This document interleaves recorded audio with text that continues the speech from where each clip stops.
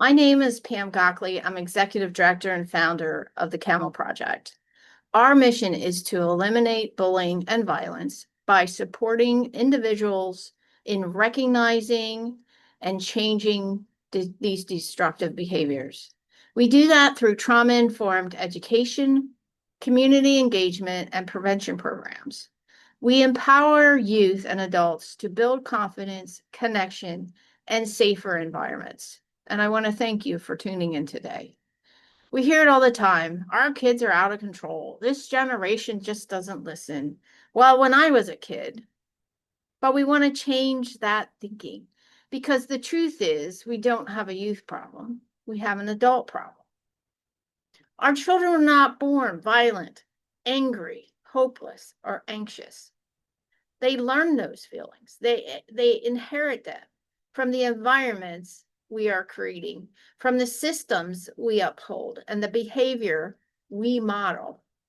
Let's stop blaming kids for acting out when they're growing up watching adults shut down, lash out, and turning their backs.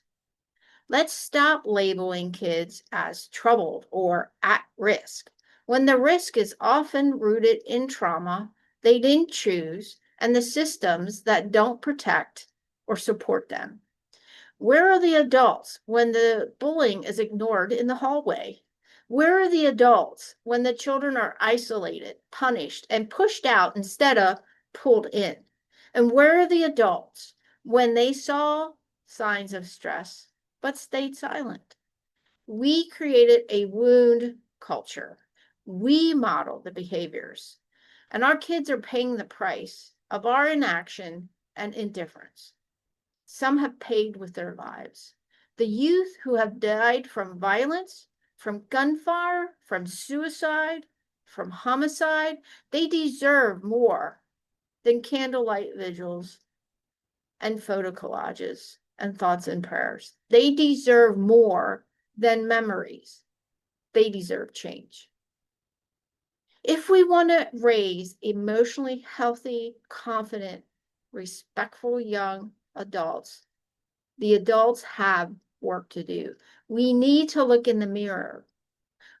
Are we creating safe spaces or power struggles? Are we reacting to kids or responding to them?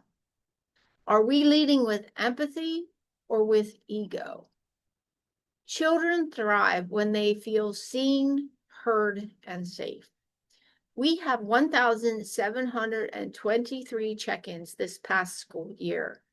80% of our middle school kids said the program was helpful. Why? Because we listened to them. We never said they were bad kids, ever, but we did talk about their decisions and their behaviors and provided alternatives, options, and choices. That didn't come from control, that came from connection. We need adults to show up, not shut down. Those who model regulation, not rage, and those who guide with purpose, not punishment. This is not about fault, it's about responsibility.